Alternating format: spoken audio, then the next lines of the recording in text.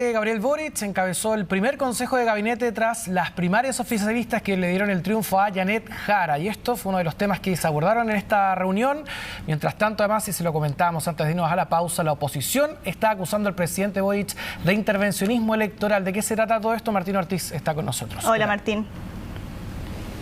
Sí, ¿cómo están? Buenas tardes. Primero comencemos por este consejo de gabinete que partió bastante temprano, eso de las 8:30 de la mañana con la llegada de las ministras y los ministros. Es parte de una reunión habitual que se da todos los meses para conversar parte de los lineamientos del gobierno, también lo que va a ser los próximos meses del Ejecutivo, pensando en que quedan aproximadamente 8 meses para que termine el actual gobierno, hasta la entrega finalmente de la banda presidencial el próximo 11 de marzo. Pero el punto que tú planteabas, Pato, se dio durante la jornada de ayer en una actividad del Partido Socialista y en el centro de Santiago, en la sede de aquel partido donde estuvo el presidente de la República, también la candidata presidencial del oficialismo, Janet Jara, entre otras autoridades y también dirigentes de los distintos partidos de aquel sector. Fue en ese instante donde el presidente de la República tomó el micrófono, habló por aproximadamente un poco más de 10 minutos, se refirió a la unidad del sector, a la búsqueda de, por ejemplo, una lista única parlamentaria. También esbozó parte de los avances del gobierno, pero al terminar su intervención habló y esperaba que el próximo gobierno fuese mejor que este, y también entregó ciertas palabras a Janet Jara, lo que algunos han interpretado, sobre todo desde la oposición, como intervencionismo político. Pasemos a escuchar esas palabras y posteriormente las reacciones que se generaron tanto acá en el Palacio de la Moneda como por parte de la oposición. El próximo gobierno tiene que ser mejor que nuestro gobierno, que el gobierno que honrosamente me toca encabezar, porque la unidad que está acá es absolutamente necesaria para echar a andar los motores, pero totalmente insuficiente para ganar la elección en noviembre. Yo no pido defensas irrestrictas al gobierno, lo que sí pido como presidente de la República, que vamos a ejercer el mando hasta el último día de nuestro mandato para mejorar las condiciones de vida del pueblo de Chile, es que quienes nos sucedan sean mejores que nosotros. Y no me cabe ninguna duda que Janet Jara hoy día representa eso. Del muro.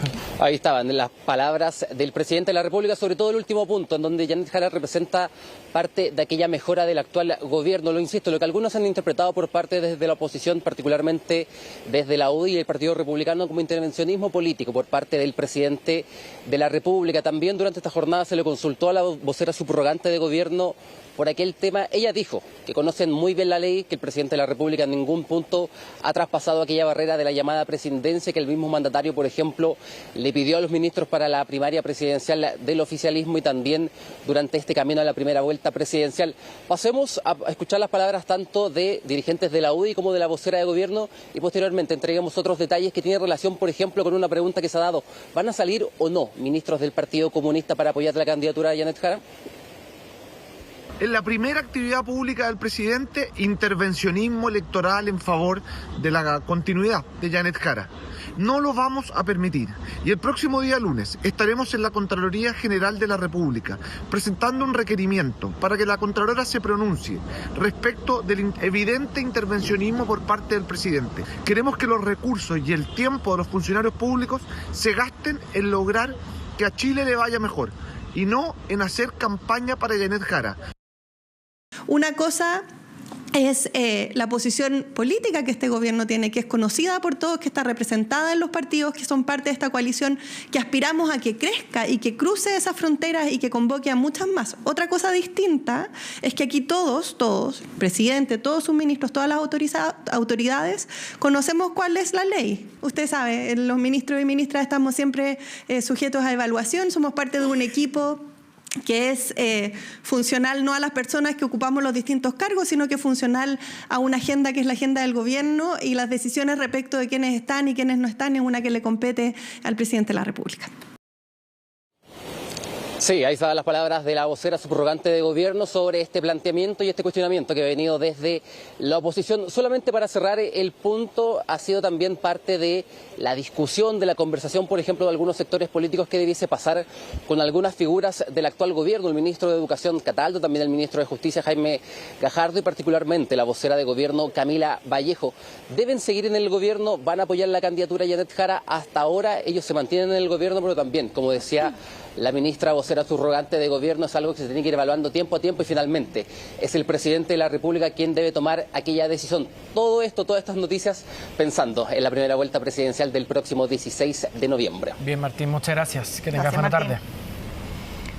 Bueno, quedémonos con el tema presidencial porque seguimos conociendo nuevas encuestas sobre cuáles son las preferencias de los encuestados de cara a la primera vuelta y conocimos el sondeo de Black and White que muestra que en la primera vuelta, como vemos ahí en la gráfica, se impondría la candidata del oficialismo Janet Jara, aparece ahí posicionada con un 39%, la sigue José Antonio Kast con un 25%, un 18% que se inclina por Evelyn Matei, más atrás aparece Johannes Kaiser con un 9% y Franco Parisi con un 5%, mientras que hay un 4% de los encuestados que dice que todavía no ha tomado una decisión y que no están seguros a quienes van a respaldar de aquí a noviembre. Bueno, y se mide además qué es lo que ocurriría en un eventual escenario de segunda vuelta entre los distintos candidatos y en este escenario de segunda vuelta entre Janet Jara y Evelyn Matei.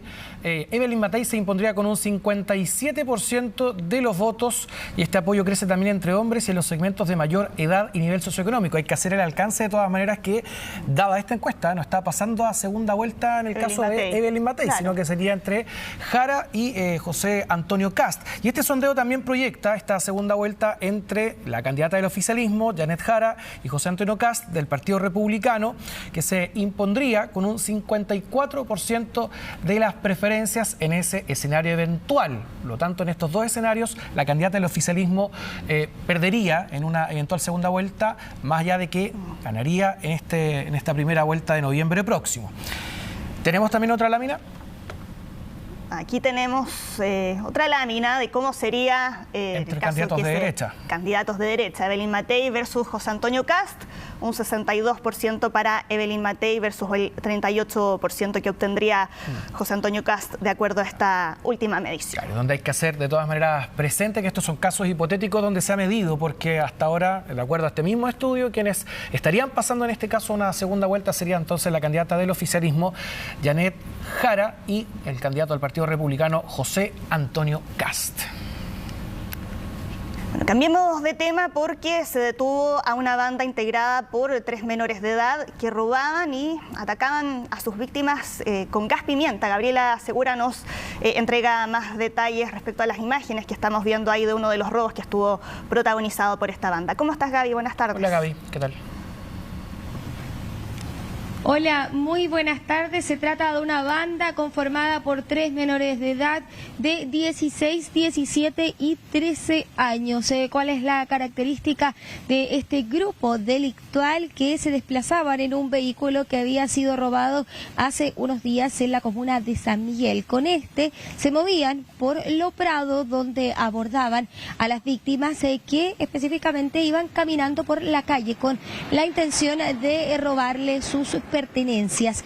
¿Qué pasa? Que una de ellas aparentemente iba portando un gas pimienta y de hecho en los registros se ve como existe una especie de forcejeo con el delincuente, provocando también ahí bastante confusión porque se habría utilizado este elemento.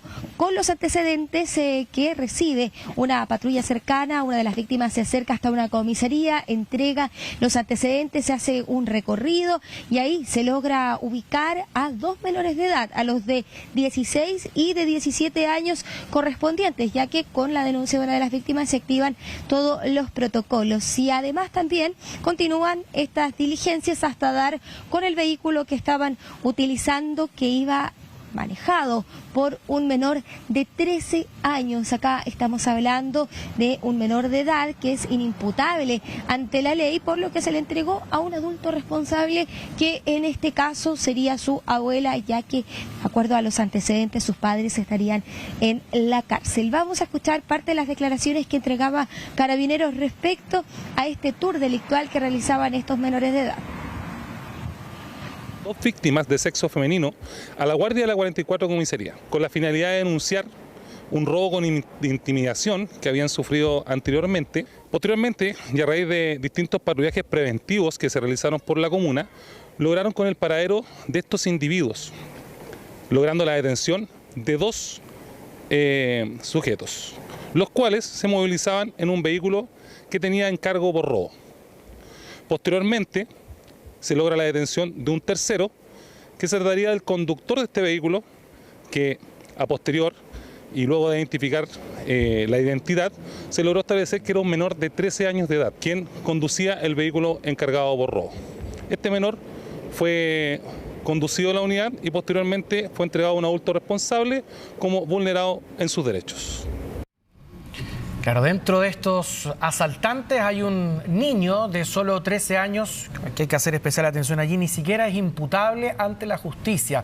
Sí, los otros dos compañeros de delito, en donde se observa ahí la forma en la que ellos operan, Gaby, muy decidida y violentamente con las víctimas, estas dos mujeres, y se aprecia allí que logran atacar al menos a una de ellas con un gas pimienta. Una de las víctimas también está con un gas pimienta. Ahora, lo que hay que resolver allí si es que los delincuentes venían empleando este elemento, este gas pimienta, en otros delitos, porque acá hablamos de un tour delictual, o si es que en medio de este mismo forcejeo las víctimas intentan repeler este asalto, intentan defenderse con este gas pimienta y a alguno de estos asaltantes le sustrae este mismo elemento que posteriormente utiliza para poder arrojarlo a las víctimas, que es el momento ahí en el que estamos apreciando en este instante. Sí, y de hecho es justamente lo que tú mencionabas que tiene relación con este gas pimienta. Aparentemente era de una de las víctimas, parece que este sujeto logran robarlo y así es como la abordan y siguen utilizando este gas eventualmente en los siguientes delitos. Sí, y de hecho ahora estamos